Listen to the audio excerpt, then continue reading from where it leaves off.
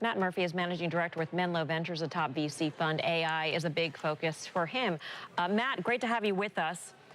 How should we think about AI? Because Mark Andreessen made it sound like right now it's the experimental phase. We're going to try and apply it to everything out there. We're going to see what actually works. Do you agree with that?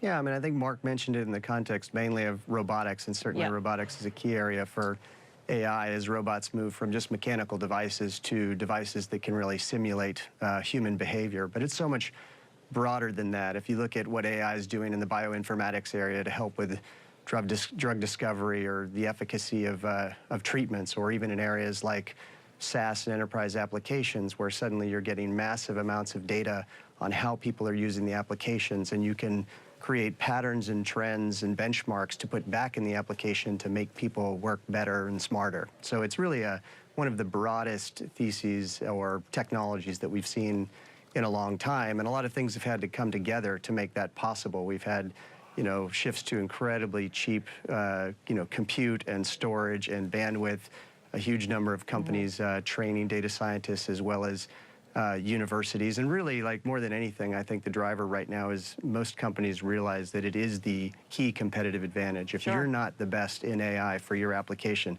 somebody else is going to be, and they're going to beat you. Right. I mean, anything from health services to financial services, and we're seeing it all over. But Matt, how do we think about, in the financial markets, we always like to think about who's ahead, who's well positioned in this area. You think about an Amazon, that would be an obvious one, a Facebook, a Google. There was a report that Apple is working on an AI chip. How do you think about it? I mean, is it the ones that are already using AI right now that you think are ahead, or could other companies be working on it in a back office somewhere and leap out ahead?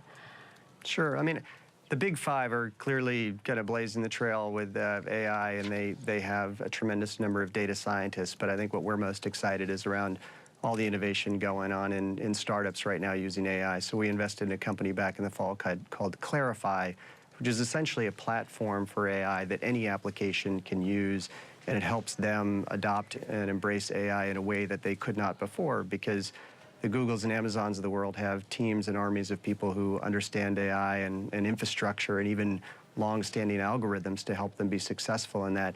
But the lay company does not. Whether it's the startup or an old industrial company, they don't have that kind of talent or expertise or the time to really develop it. And now a platform like Clarify can emerge to help accelerate their kind of time to market and make them more competitive. So that's one example. I'd also say just a number of different applications are it's become kind of a core part of how that application operates and differentiates from sorry, Matt, we're running out of time, so I hate to jump in. Do we need to fear it? Mark Andreessen said, hey, don't worry about autonomous cars. Kind of laughed it off. We've always been worried about job loss due to technology. It's never happened. It never will. But is this time different because machines are thinking, not just doing?